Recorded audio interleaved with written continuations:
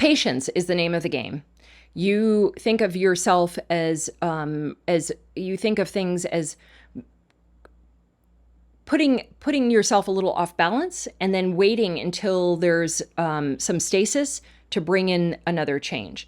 Could be sugar in the coffee, could be now you read labels, now you do this walk with a friend.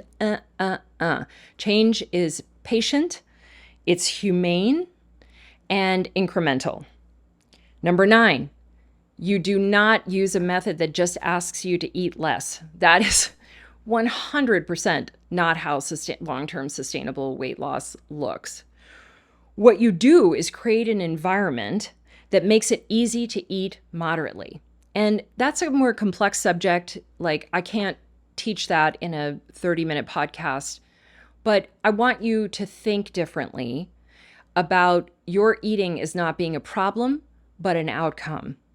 You are, as it stands now, if you feel like you're overeating, and you might be, which is also not a personal flaw, that could come from any number of places. It could come from the food that you're eating and the processing in your food. It could come from the sugar. It could come from self-soothing. It could come from all sorts of different ways. It could also come from triggers, like you're just being shown that food, or this is what the kids eat, or whatever. You have to work your way through it. And by the way, like, no person has all of the different triggers. All of our lives are a little bit different, which is why another reason diets are so woefully lacking, is that your life and my life are different.